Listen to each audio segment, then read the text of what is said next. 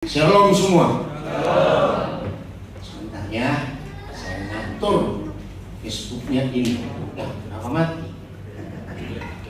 Oh ya, sambil nunggu, saya ngatur dulu Facebooknya. Bisa kelihatan nggak Suwandi di situ? Bisa. Enggak ya? Bisa. Oh bisa. Oke, yang di rumah perhatikan. Saudara kita yang ada di gereja Bethel Tabernakel Puspawarno Semarang ini pasti lebih gampang masuk surga. Doa ada apa? Mereka ini nunggu saya terlambat 1 jam setengah. Gak ada yang pulang. Ada yang pulang gak tadi? Puji Tuhan. Nah, itu mereka akan cepat masuk surga. Kesetiaan yang sudah terpuji. Jangan salahkan saya. Tadi, pesawatnya ternyata delay. Ya udah, saya bilang mau apa lagi nih kalau sudah begini. Saya telepon Pak Gembala, mana ini? Ngeri juga. Tadi kami sudah di gate 24 ya. Diumumkan dipindah ke gate 17. Saudara kalau yang pernah 3 Cengkareng jauh. Sudah kami tunggu di gate 17. Sudah jam 4 kurang. Saya tanya, ini jam berapa berangkat? Pesawatnya masih rusak. Nah, terus jam berapa? Tunggu. Puji Tuhan, 10 menit setelah saya tanya, oh pesawat sudah bisa, tapi penumpang pindah ke gate 28. Loh, saudara itu jalan kaki aja, ngomel-ngomel penumpang itu, diputar-putar. Ya saya mau ngomel kaki, bisa ngikut saja. Pakai itu saudara-saudara ini orang-orang hebat. Tepuk tangan buat diri sendiri. Karena saudara mau setia. Amin. Jadi yang di rumah kami sekarang ada di Semarang. Tadi ada saudara kita dari Australia ngikuti juga. Siap belajar firman Tuhan? Tahu temanya sore hari ini? Tuh, saya tanya, tahu temanya sore hari ini? Apa ya?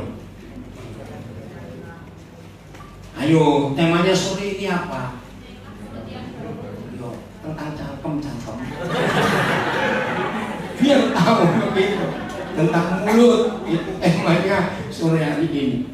Saudara tahu perang dunia pertama itu gara-gara cangkem nganggur? Ya betul, saudara baca sejarah perang dunia pertama itu gara-gara hoax. Ya, gara-gara berita bohong. Itu perang dunia pertama. Dan itu terbukti apa yang Yakobus 3 tulis. Dari seluruh hidup kita yang namanya manusia ini, dari ujung kepala kita sampai telapak kaki kita. Tolong catat, ini surat Yakobus pasal 3. Nggak usah dibuka, nanti saudara baca sendiri dari ayat 1. Satu-satunya bagian tubuh manusia yang sangat berbahaya, sangat jahat, tapi kalau dipakai untuk kemuliaan Tuhan itu luar biasa. Apa itu? Lidah. Ilat ini, lidah kita ini jahatnya luar biasa. Orang Jawa punya istilah bagus, maaf yang nggak Jawa. Ayo kita belajar bahasa Jawa sekarang. Tumbak cucuan. Tahu kata itu?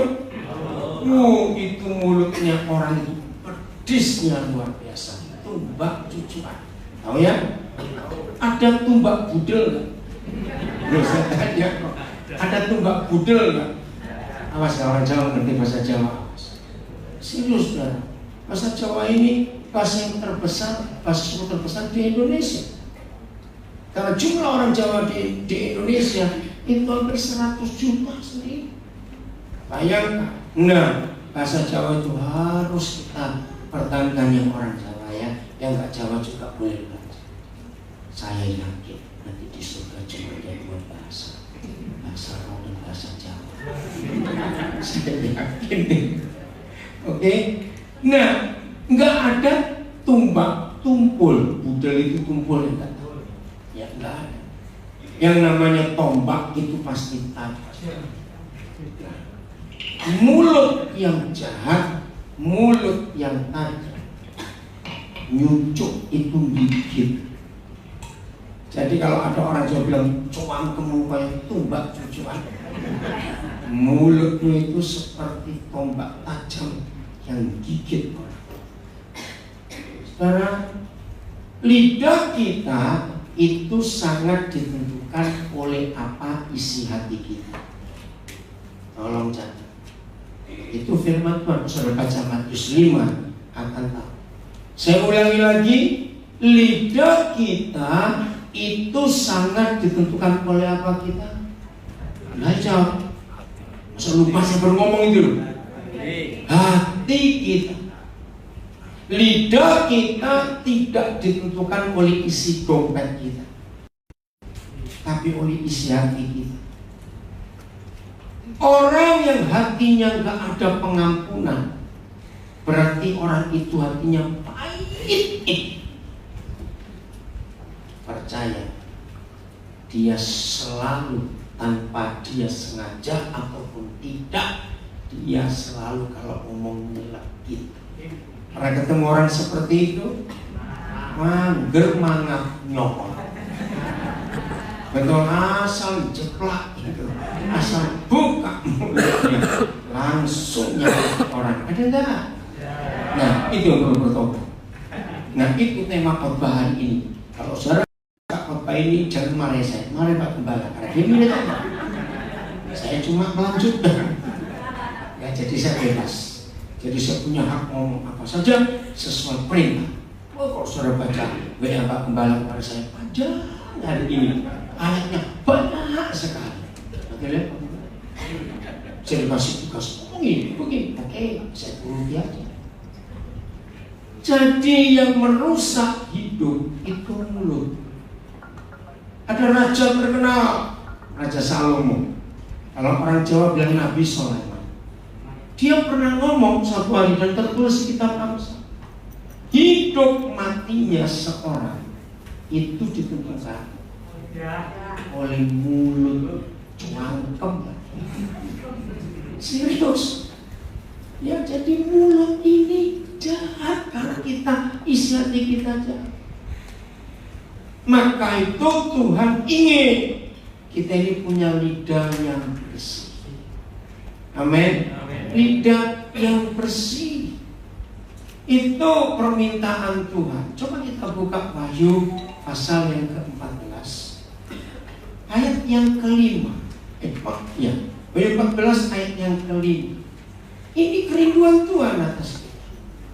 Dan baca, di dalam mulut gereja yang Tuhan rindukan tidak terdapat dusta, karena gereja itu tidak bercela.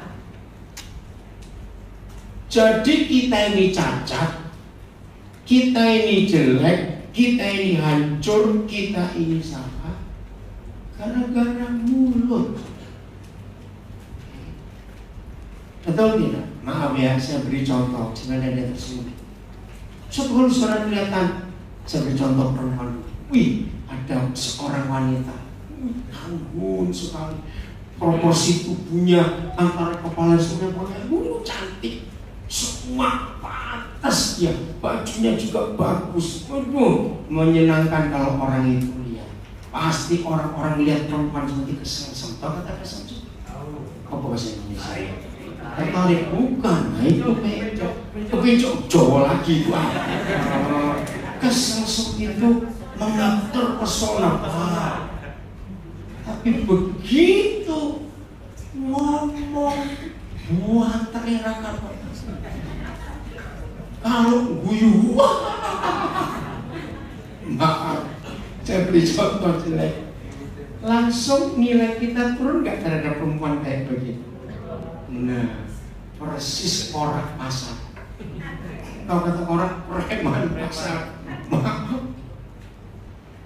Jadi wibawa seseorang itu ditentukan oleh mulut. Saya cuma ngomong, nggak ngerasani, saya cuma meneruskan. Lihat gubernurnya ibu kota, orang ngerti? Betul? Gubernurnya ibu kota negara Indonesia ini sangat dikenal mulutnya. Wes, ngerti apa? Dari situ wibawa orang itu akan ketahuan. ada orang selama 3 tahun saudara kenal, jujur, baik, sopan, aduh pokoknya ini orang. Tapi suatu hari setelah 3 tahun, dia hanya bujuk sedikit, dia hanya buat omongan apa bujuk, boleh bujuk, bukan nipu, beda. Nah ini bahasa Jawa. Bujuk. Dia bahasa Jawa lagi kok ngapusi. Saya mencari Indonesia ini kok. Bukan salah, bukan merayu. Menghasut, ya bohong lah, bukan menghasut. Pokoknya nggak jujur lah. Dia ngomong nggak jujur 1 kali saja. Jawab pertanyaan saya. Apa yang kita lihat 3 tahun dia itu baik, langsung hari itu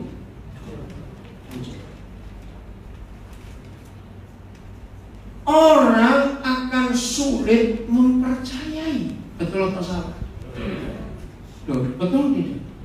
Maka itu hanya Tuhan Yesus satu-satunya pribadi yang pernah berkata, kalau iya katakan ya, kalau tidak katakan tidak. Nah, kalimat terakhir ini dahsyat. Maka lebih daripada ia dibuat tidak dibuat ya, itu pasti berasal dari si jahat. Nggak main-main itu sudah. Nah itulah hoax. Saudara, kita bersyukur kepada Bapa di surga menjaga Indonesia. Pemilu April tahun yang lalu, nyaris Indonesia bubar. Betul itu, nyaris. Itu ngeri sekali, nyaris. Kalau Tuhan tidak menyertai Presiden kita Jokowi, tidak menyertai bangsa Indonesia, sudah persis kayak Suriah, hancur. Hanya berita hoax, betul? Loh, saya tanya cepat jawab itu. Ini apa dong menengahin? Kalau saudara nggak mau menanggapi, saya stop. Saya capek muter-muter dari tadi. Diajak ngomong kok. Oke, nyaris. Jadi istilahnya tinggal 1 langkah lagi, bubar. Karena berita-berita hoax, karena firman itu yang hampir terjadi di Indonesia. Ada berapa kelompok tertentu memutarbalikkan fakta. Ia dibilang tidak dibilang iya. Berarti itu semuanya berasal dari neraka, dari setan. Satu kali saudara, dan saya tidak ingin ini terjadi lagi di hidup saya. Tanpa sengaja saya turun di Makassar. Nah, yang jemput saya merubah acara. Maaf ya Koden, saya nggak bisa ngantar dulu. Koden masih ada waktu nggak? Oh masih. Kenapa? Saya harus ke pemakaman. Oh ya, saya nggak kenal siapa yang meninggal. Tapi karena saya nggak ada pilihan lain, saya ngikut. Begitu sampai pemakaman, saya lihat ada, ini apa? Ada ranjangnya rumah sakit dengan botol infus digantung. Kan saya bingung nggak begitu? Yang mati ini yang mana? Betul tidak, saya tanya toh. Loh, begitu saya peti matinya, loh kok kecil? Ya saya nggak sempat tanya ke teman saya karena dia pun ikut merasa sedih. Ya, cuma saya nonton, sampai saya tanya dalam hati. Begitu peti itu masuk, ternyata yang di ranjang rumah sakit itu mamanya anak yang meninggal. Menjerit, wih itu ceritanya. Ampuni mama, ampuni mama. Mama yang membunuh kamu. Ada apa? Ya mau nggak mau saya tanya dulu nih kenapa.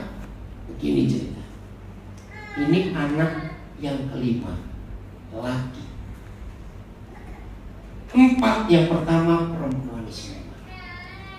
Jadi waktu anak laki ini, apapun istri ini mengandung, di USG sudah jelas, gak usah keluar Pak, di situ aja nggak apa-apa. Pak, siapa namanya? Udah, fit, udah fit, udah apa-apa, nggak usah keluar. Ini benar, nggak deh. Waktu waktu kandungan usia berapa begitu, saya tidak ingat. Tiba-tiba ada berita, ini loh orang nganggur. Orang bisa SMS, waktu itu belum ada WhatsApp. SMS. Ibu, Bapak lagi di kota A. Ya, saya jawab, iya. Bapak bisa nginep di hotel B ya? Oh iya. Hati-hati loh Bu, ada perempuan di sini. Jangan lemanin Bapak. Ayo jujur, maaf jangan tersinggung. Biasanya wong wedok kuning koyo langsung tanduk ditumet. Maaf, lo ya atau tidak? Langsung 7 tanduk yang keluar. Enggak dicek dulu. Nah, belum selesai kejadian itu, ada telepon masuk. Ibu, saya lihat suami ibu di hotel itu kok cocok 2 kali. Nah ini cara setan bekerja. Terus dia telepon balik ke nomor itu, dimatiin. Wajar nggak kalau istri ini marah dan cemburu? Wajar. Saudara, dia emosi, dia pukuli perutnya, dia tinju, dia tatapkan ke dinding, mati kamu, mati kamu. Bapakmu kurang ajar. Selalu saya dengar cerita itu.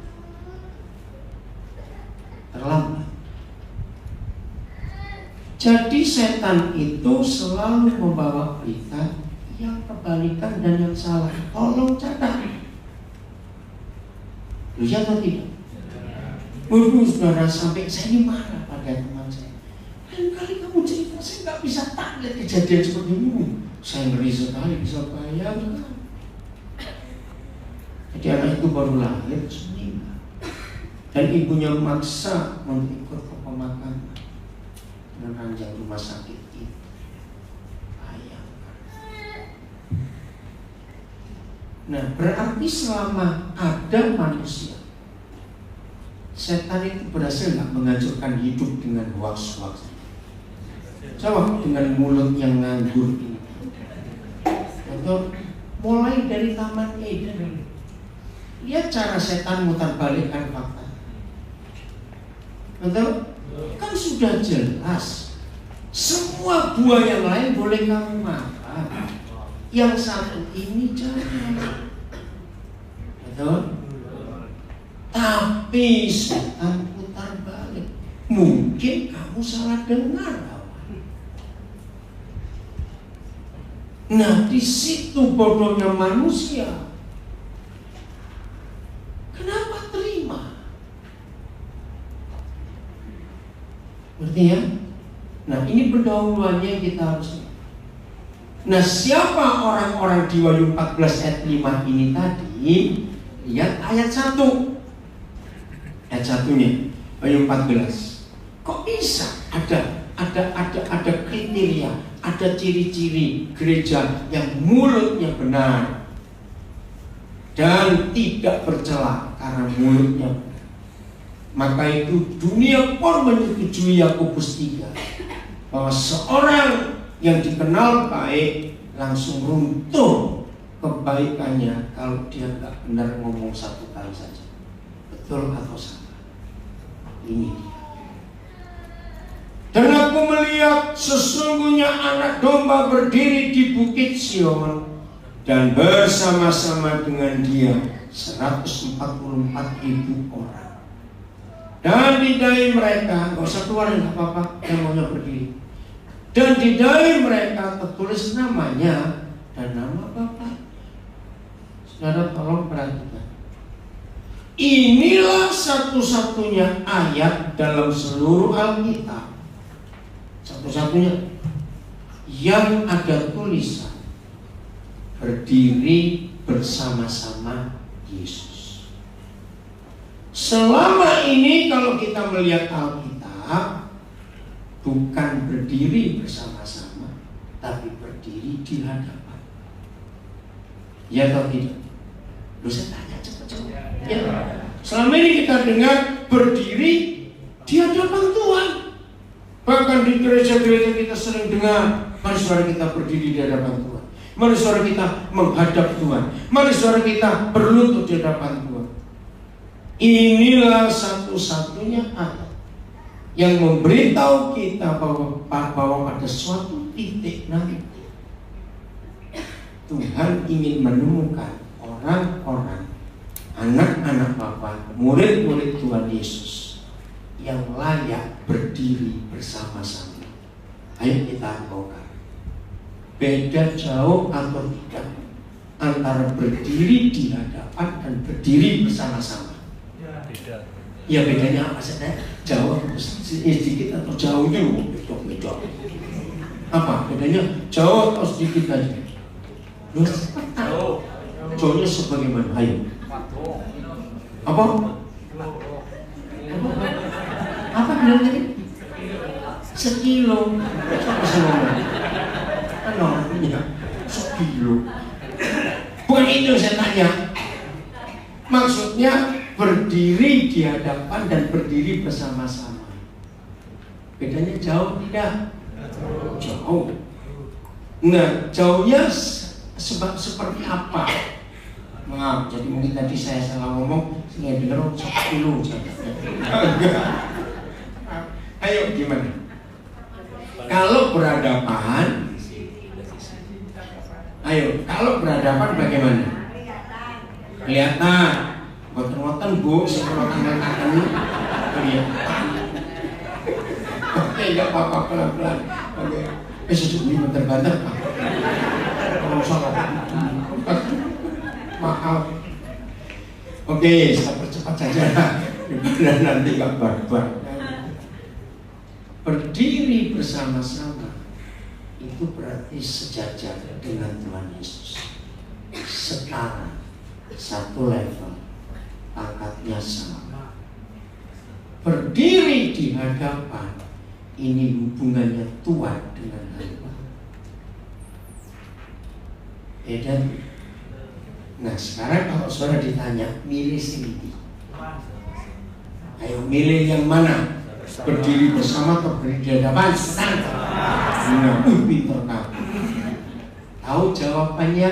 Bagaimana saudara dan saya bisa dianggap layak berdiri di hadapan bersama-sama dia? Jokon cuang kamu. Betul? Jaga mulut ini.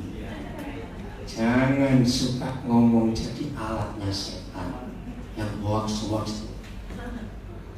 Ada istilah dalam bahasa Jawa saya suka, tembung jari. Dengar kata itu? Awas yang orang Semarang nggak ngerti tembung jari. Katanya itu loh, katanya. Udah syukur. Katanya terus.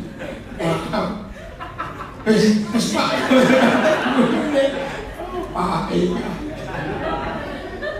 Betul nggak? Maaf kesini kalau marah kok tertawa aneh. Karena kan sini marah sebetulnya. Gara-gara sudah lucu-lucu jadi tertawa saya. Jadi tembung jari itu bahasa Indonesia kalimat katanya. Itu berkata tahun 80-an saudara. Ada kekacauan di banyak gereja. Hanya gara-gara katanya, gara-gara mulut. Ngadu sini, ngadu sini. Nah hari itu saya berunding dengan teman-teman pendeta. Sudahlah, sulit kok mengatasi itu, sulit sekali. Akhirnya gini aja dah. Siapa berani usul ke pemerintah, mulai besok ngomong ono pajak. Ngerti? Bayangkan kalau di Indonesia pemerintah buat peraturan bicara itu harus bayar pajak. Percaya nggak Indonesia aman? Terus saya tanya kok. Betul, karena kalau orang mau ngomong mikir bayar. Lu ya atau tidak? Ya, tapi nggak mungkin lah pemerintah ngurusin kami ngomong. Betul, nggak mungkin pemerintah sibuk-sibuk ngurusin omongan rakyatnya. Tapi ini bahaya, betul? Katanya. Berapa banyak persahabatan rusak karena berita kata. Berapa banyak suami istri termasuk contoh tadi? Karena katanya. Berarti mulai hari ini, saudara kalau dengar orang ngomong katanya, langsung melengos. Itu Indonesia buang muka. Langsung mesti ditanggap. Kalau dia tersinggung, langsung ngadepi. Pernah dengar kata gosip? Pernah dengar tukang gosip? Nah itu calon neraka. Karena mulutnya dipakai setan untuk beritakan neraka. Iya atau tidak? Ingat tuh, Tuhan Yesus berkata, kalau ya katakan ya, kalau tidak katakan tidak. Jelas sekali. Maka itu kalau kita ngomongnya dibolak-balik, berarti kita jadi agennya setan. Jadi tukang gosip masuk neraka enggak? Salah, cepat. Cuma masuk cepat masuknya. Karena mulutnya dipakai oleh iblis. Setuju ya? Nah, ini fakta. Nah, tukang gosip itu hobinya apa? Gosip. Bukan gosip. Ulangan gosip. Catatan. Apa hobinya tukang gosip? Nah, begitu diajak nganggur, cari tetangga. Dia ngomong apa itu? Ya itu tukang gosip. Tukang gosip pasti suka kalau ketemu orang yang sama-sama gobloknya itu. Terus kalau ngomong si orang ini ada bumbu, ini didapat dari sumber istri percaya. Pernah nggak kita dengar ada orang ngomong begitu? Nah, saya tanya pernah. Nah, kalau pernah saya ajari dudulan das. Apa kata dudulan das? Kenapa? Aku nggak butuh sumber-sumber bisa dipercaya. Betul? Kalau diladeni menggosip semua, pojok-pojok sini. Ceritakan semua. Kamu ngomong, ini mulut setan. Dan sudah banyak kerusakan. Nah, ada satu lagi tukang gosip. Ada apa? Aku beritahu kamu. Tapi jangan kasih orang lain. Oh iya. Itu tukang gosip. Dulu saya pernah goblok juga. Saya ladeni. Oh iya. Tapi setelah saya pintar, saya bertobat. Nah, pintarnya begini. Daniel, kamu mikir. Kalau ada orang ngajak ngomong kamu, aku cuma beritahu kamu, aku nggak beritahu orang lain. Maka ini kejahatan di mata Tuhan. Loh, kok bisa jahat? Akhirnya Tuhan memberikan saya peraturan. Jadi lain kali Daniel, kalau kamu diajak orang ngomong dan pakai kalimat, jangan beritahu orang lain. Lepas sepatumu, tuang per pipi kanan 13 kali dengan sepatumu, pipi kiri 14 kali dengan sepatumu. Saya bilang, Tuhan kok sadis benar? Enggak sadis kali. Loh, coba dengerin. Aku beritahu kamu, tapi jangan beritahu orang lain. Berarti saudara dianggap bohong. Loh, kok baru sadar? Ya, berarti goblok kayak saya dulu semua ya. Loh, betul nggak? Berita orang ini yang nggak boleh tahu itu orang. Loh, ya atau tidak? Loh, kok kasih bicara? Berarti orang ini nganggap yang diajak ngomong ketek. Loh, betul tidak? Loh, kok ditanggapi? Ya mau dasar ketek. Maaf saya. Betul? Aja-aja sing bunyi kok makeli wongi. Bertobat. Berita katanya dari sumber yang bisa dipercaya dan jangan beritahu orang lain. Itu semua dari setan. Katakan amin cepat. Dan stop hari ini. Karena Tuhan mencari umat yang mulutnya bersih, supaya layak berdiri bersama-sama dengan anak domba. Ini dasar. Jadi kalau sampai ada janji bahwa semua kita yang mulutnya benar tidak mau jadi agen iblis, kita bisa berdiri di hadapan anak domba, berdiri bersama-sama anak domba, ya jangan mau turun derajat. Betul tidak saya ngomong? Jaga mulut kita. Kenapa sih Tuhan minta mulut kita itu bersih? Ternyata bukan cuma diberkati kalau ngomong benar, ada kutuk kalau ngomong salah, bukan. Selama ini kalau gereja khotbah tentang mulut, mulut benar, mulut kudus, itu semua untuk kita, untuk kita. Ternyata tidak. Mengapa Alkitab begitu banyak bicara tentang lidah, tentang mulut? Ternyata begini, Tuhan mencari umat yang bisa mewakili Dia di dunia. Untuk istilah Indonesia, penyambung lidah. Ngerti nggak istilah penyambung lidah? Loh, saya tanya, ngerti? Artinya bukan perantara, nah itu salah. Bukan perantara, mewakili. Tuhan pernah ngomong salah nggak? Loh, saya tanya, Tuhan pernah ngomong salah nggak? Apa yang keluar dari mulutnya adalah kebenaran, itulah dia. Apa lawan katanya kebenaran? Kedusta. Siapa bapaknya pendusta? Iblis. Maka itu kalau kita mau berdiri bersama-sama Yesus di Bukit Sion itu, hidup saudara dan saya tidak boleh mewakili iblis sama sekali. Tuhan membutuhkan kita untuk jadi penyambung lidahnya di dunia. Berkatalah benar. Amin.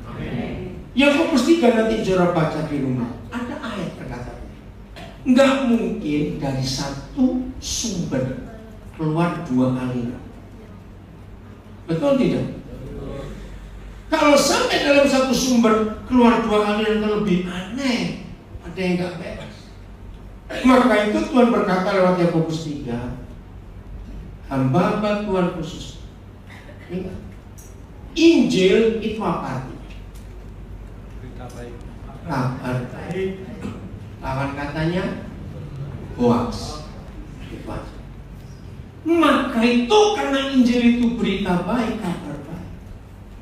Stop. Tadi di pesawat pas sudah masuk, ada orang punya masalah. Itu karena canggung nganggur tadi. Saya cuma bilang pada dia, oke, nanti saya turun, saya lanjutkan, tapi stop.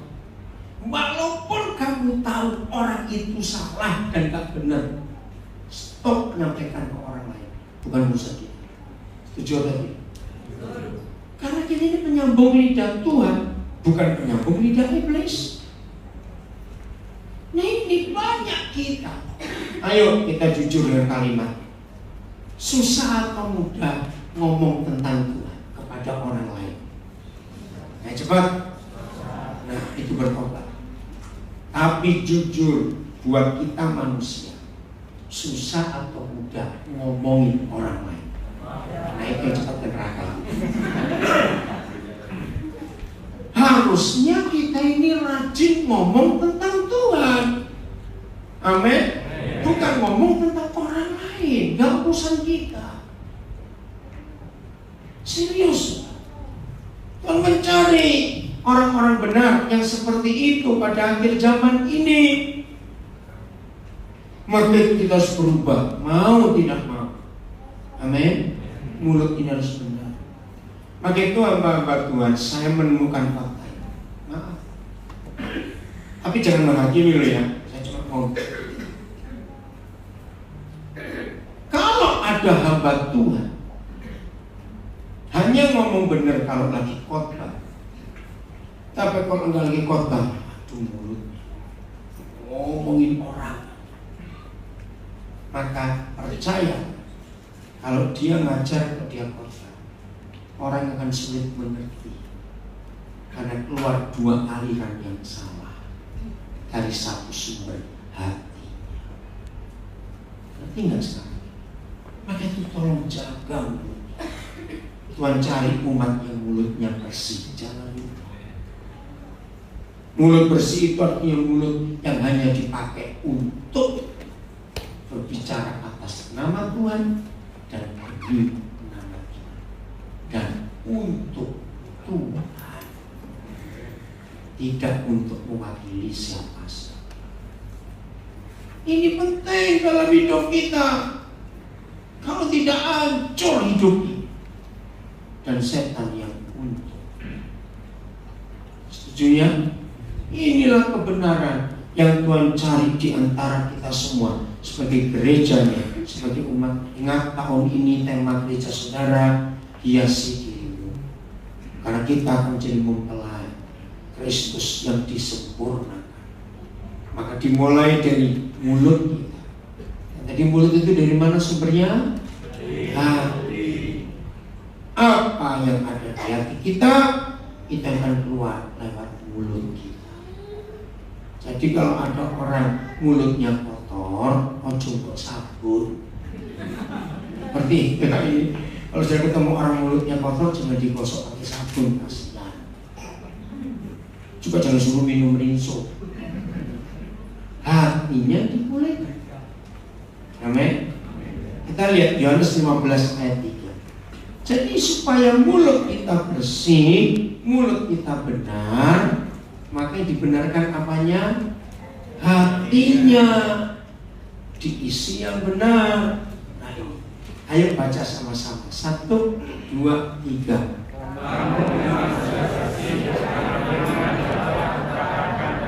Sederhana sekali firman ini. Kita memang. Sudah ngerti kata memang? Ayo, memang itu apa kata lain? Apa? Pancen. Iya, ya mau. Memang pancen bahasa Jawa. Indonesia apa lain? Pasti. Saudara dan saya pasti sudah bersih karena firman yang telah Yesus katakan kepada kita. Jadi untuk membersihkan mulut, bersihkan hati. Untuk bersihkan hati diisi firman. Nah, kalau saya pakai ilustrasi, cangkir, ya, cangkir ya, tahu ya? Ada orang bawa cangkir, jalannya hati-hati pelan-pelan. Berarti isinya penuh. Tapi kita nggak tahu isinya apa. Nah, satu-satunya cara untuk mengetahui isi cangkir itu apa, tanpa kita dekati orang yang bawa cangkir itu, minta orang lain nyenggol dia. Ngerti nggak maksudnya? Begitu orang yang kesenggol, nah itu isi. Sama ilustrasi. Untuk membuktikan isi cangkir hati kita ini bersih atau kotor, lihat ketika ada goncangan di hidup kita, yang keluar apa? Betul? Ada nggak orang Kristen rajin berdoa, kalau puasa ikut, apa lain ikut, tapi mulutnya udah banyak. Nah itu berarti isi cangkir itu yang salah. Begitu kena senggolan dikit, kena masalah dikit, sudah. Ayo kita mulai di rumah. Saya tanya ya, mama papa nggak boleh jawab. Anak-anak, setelah kalian dengar khotbah ini, kamu cek mama papamu di rumah omongannya apa. Anak-anak setuju? Anak-anak, iku ojo jawab. Anak-anak itu makhluk yang paling jujur. Betul? Kalau kita sudah dewasa lain lagi ceritanya. Maka itu anak-anak akan melihat apa yang ibu mau kemana itu, bawa tas. Mau kemana? Oh, cucunya saya. Oh, masih muda sudah punya cucu. Nah, ini penting dalam hidup kita. Betul? Mulut kita mengeluarkan apa, itu karena isi hati kita apa. Jadi mama papa, kalau anak-anak sering capek mendengar kita ngomel terus di rumah, hari ini isi firman hati, maka kita bersih. Kita bersih. Katakan amin. Kalau kita bersih, berarti mulut kita juga bersih. Amin tidak? Amin. Ya sudah begitu. Maka itu suami istri yang terlalu banyak perbendaharaan kebun binatang. Oh, gak enak ya perbendaharaan kebun binatang. Tapi ada nggak sih? Ada. Ayo mulai hari ini kuras isi hatimu dan ganti isi firman. Kamu memang sudah bersih karena firman yang telah kukatakan kepadamu. Ini luar biasa, bersih hanya karena firman. Jadi kesimpulannya, Tuhan ingin pinjam mulut kita. Ada yang namanya Tuhan ingin pinjam mulut kita untuk menyampaikan perkataan Tuhan. Yohanes 1 ayat 3. Wih, das. Yohanes 1 ayat 3. Apa? Nah, stop. Segala sesuatu itu berapa? Semua, bukan banyak. Semua dijadikan oleh Dia. Nah, stop. Siapa Dia? Lihat ayat 1. Ayat 1. Yohanes 1 ayat 1. Siapa Dia? Firman. Nah, pada mulanya adalah firman. Dan firman itu bersama-sama dengan Tuhan. Dan firman itu adalah Dia. Mana ayat 1? Pada mulanya adalah firman.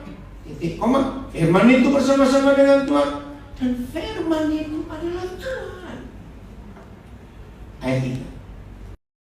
Jadi segala sesuatu dijadikan oleh Tuhan. Firman, oleh perkataan.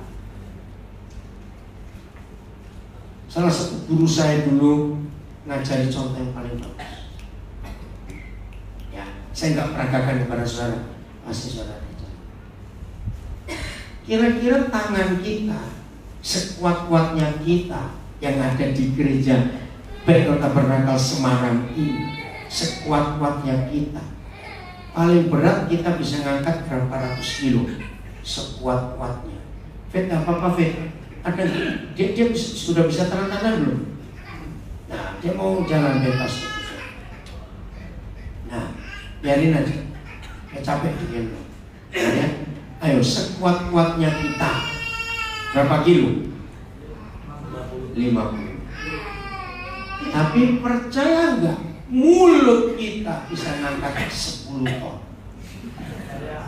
Ini loh, serius. Nah, itu guru saya yang ngajar. Kalau Pak Gembala berkata kepada saudara, mari kita berdiri. Nanti kau kata kaos. Loh, saya tanya kok, berdiri atau tidak? Iya. Coba jumlahkan. Ini kursinya berapa banyak? 150. Yang hadir kira 130. Rata-rata, karena ini banyak yang bundar-bundar. Jangan tersinggung. Apa? Misalkan, enggak, yang mau 130. Saya bagi rata masing-masing berat 60 kilo. Berarti mulutnya Pak Kebal bisa ngangkat berapa? Cepetan kali. 130 kali 60. Berapa? 1.800. Oh, 7.800. Jadi 7,8 ton. Ayo Pak Gembala, kuat nggak kalau begitu? tanggal 10 yang lalu saya mainan di Uli Stadium, yang hadir kira-kira hampir 12.000. Wah, saya lebih kuat lagi. Mana suara kita berdiri? Betul tidak? Itulah kuasa mulut. Jahat dan tajam kalau dipakai untuk yang salah, tapi penuh berkat dan kesembuhan kalau kita pakai untuk yang benar. Amin. Ini pilihan dari hidup kita. Segala sesuatu dijadikan oleh firman. Lanjut. Dan tanpa firman, tanpa omongan, tanpa perkataan, tanpa lidah, tidak ada suatu pun yang telah jadi dari segala yang telah dijadikan. Dahsyat firman. Maka itu Tuhan Yesus disebut pencipta alam semesta, karena Dia firman. Enggak, amin. Kalau saudara-saudara dengar firman ini, dan kita enggak jaga mulut kita, betapa neraka untung besar. Betul tidak? Neraka untung besar. Ayo isi hidup kita dengan firman. Saya beri contoh yang lain. Betapa dahsyatnya kuasa mulut. Nah, lihat tuh, Beb, kan dia main di situ. Jadi anak itu jangan digendongin terus. Ya, ini dia. Lain kali orang tua yang bawa anak, bawa ikan atau apa plastik kemana-mana, itu bilang, dia nggak apa-apa. Setuju ya? Anak itu meronta. Kita aja sudah berdiri gendong semua. Ya wis. Mau bebas, sekarang ngomong sendiri, yang merdeka, nggak dikempit terus sampai mama. Oke, saya beri contoh yang lain. Saudari sudah hadir sebuah pesta, meriah, hiasannya, lampunya, balon-balonnya, makanannya, musiknya, sudah. Lihat musiknya rame, sukacita banyak, makanan di meja penuh. Tiba-tiba ada orang nyari, mana yang punya pesta? Mana yang punya pesta? Ada apa? Saya harus ketemu yang punya pesta. Oh, di sana. Cuma ngomong pendek, ibu meninggal. Maaf, saya beri contoh. Firman pendek ini menciptakan apa di suasana pesta? Sedih, duka. Misalnya, dan itu pasti yang punya pesta, maaf para undangan yang berbahagia, harus meninggalkan pesta. Tapi silakan para undangan lanjut. Ada berita bisa meninggal. Kiro-kiro yang diundang ini mentolong lelek makanannya enggak? Nanti enggak kata ini kira-kira yang diundang ini bisa enggak beritahu ibu yang meninggal? Lo ngerti enggak pertanyaan saya? Pasti suasana jadi berubah. Padahal ngomongnya pendek dan yang punya masalah cuma satu orang, tapi dampaknya ini loh kuasanya. Bayangkan kalau semua kita termasuk saudara di rumah mulai hari ini, mulut kita jaga, hanya ngomong yang benar, yang itu firman. Berarti tiap kali ngomong ayat aja ngomong, tapi punya firman kebenaran, ngomong yang benar. Semarang berubah, Jawa Tengah berubah, Indonesia berubah, dunia berubah. Amin, pertanyaan dong. Karena kita menjadi penyambung lidah. Firman yang keluar dari mulut Tuhan bisa menciptakan segala sesuatu. Maka firman yang sama kalau keluar dari mulut kita akan menciptakan hal-hal yang luar biasa. Ini contoh yang serius kita hadapi. Maka itu dunia ini penuh dengan kata-kata jahat. Terus saya tanya, betul atau salah?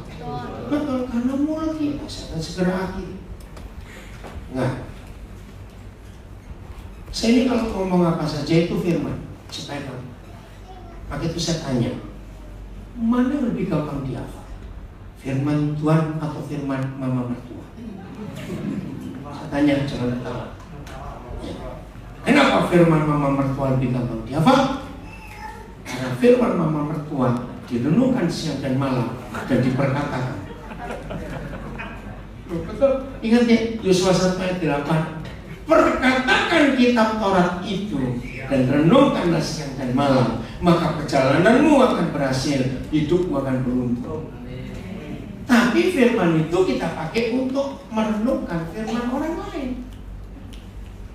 Maka itu tetangga ngomong satu kecap, sudah 30 tahun masih ingat gak kata itu? Karena kita renungkan. Coba kalau Pak Gembala tanya, saudara-saudara, 2 minggu lalu saya khotbah tolak-tolak kalau betul? Karena kita nggak pernah merenungkan firman Tuhan. Firman orang yang kita renungkan. Ini yang merusak hidup. Ingat tuh, menciptakan sesuatu. Satu kali saya punya pengalaman yang kurang baik, tapi ini contoh penting. Saya percaya saudara pasti pernah ngalamin. Saudara datang ke rumah orang, rumahnya itu nggak bagus, rumah tua, perabotannya juga tua, pokoknya rumah orang biasa. Tapi begitu masuk, tapi suasana rumahnya. Tapi satu kali saudara masuk ke rumah orang kaya, begitu dari depan sepatunya tinggi begini, pintu masuknya terus lihat lantainya, kepleset ini. Terus masuk ke dalam rumah, perabotannya, organik. Tapi suasana kok nggak enak, berarti. Lalu saya tanya, pernah nggak ngalami ini? Nah setelah saya berkali-kali, dan itu kebiasaan Roh Kudus mengajar saya, pasti ada ayatnya di Alkitab. Kenapa ada perbedaan rumah ini? Ini ada loh. Ayo kita buka Ulangan 32 ayat 1. Ulangan 32 ayat 1. Ya, lihat. Ibu nggak usah keluar, Bu. Halo, nggak usah keluar di sini aja. Loh, buka aja gitu, buka pintunya supaya tetap dengar. Tolong jangan ditutup. Kasihan, tolong buka pintunya supaya ibu itu bisa dengar bahwa anak. Nah ya, dengar. Pasanglah apamu? Siapa? Nah, aneh. Mana ada langit punya kuping? Loh, jawab. Saya pertama baca ini, lucu buat. Kok langit punya kuping? Pasanglah telingamu, hai langit. Aku mau berbicara. Oh, edan ini Musa. Betul enggak? Kamu bicara pada langit itu ngapain? Tapi ini dahsyat. Dan baiklah bumi ngapain? Mendengarkan ucapan mulut. Wah, luar biasa. Ayat 2. Apa yang terjadi kalau langit bisa dengar firman dan bumi dengar firman? Mudah-mudahan pengajaranku, perkataanku, penyambung lidah Tuhan itu Musa, firman menitik laksana hujan. Perkataan Tuhan yang di mulut Musa menetes laksana embun, laksana hujan renai. Nah, kata ini bahasa Melayu. Anak-anak milenial nggak ngerti kata renai. Itu bukan rintik-rintik, bukan gerimis, bukan. Renai itu hujan yang halus sekali, bukan gerimis. Bukan gerimis renai. Nah, papa kita itu luar biasa. Setiap musim bunga dari semua pohon-pohon, papa akan memberi hujan firman supaya nggak rusak bunga. Waktu pohon-pohonan bertunas muda, saya nggak beri boros itu pada cabai, patah semua itu masih muda. Hujan renai, keren nggak papa? Itu terjadi karena mulut ngomong sesuatu yang benar. Dan laksana dirus hujan, ini pun bahasa Melayu dirus. Hujan menuju satu tempat, airnya mengalir ke atas tumbuh-tumbuhan. Nah, pertanyaannya, Kalau kita baca ayat 2 Ulangan 32, kita rasa apa? Setelah apalagi cara saya bacakan dengan setengah puitis lah. Saudara merasa apa? Sejuk. Seger. Aduh, enak sekali. Refreshing. Di situ saya bertobat. Jadi begini ternyata. Kalau langit bisa mendengar perkataan Musa, bumi bisa menangkap perkataan Musa, maka semua barang di rumah kita, dari lantai, dinding, plafon, kursi, korden, tempat tidur, meja makan, semua dapur itu nyerap omongan yang punya rumah. Jadi kalau saudara masuk ke rumah orang, tapi jangan pulang dari sini sebelumnya nggak pulang-pulang ke rumah orang, kalau saudara masuk ke rumah orang dan suasananya nyaman, percayalah semua anggota keluarga di rumah itu mulutnya. Kalau ngomong itu manis, nggak ngomong pendek-pendek. Orang pasti mau begini, itu nyelkit, betul tidak?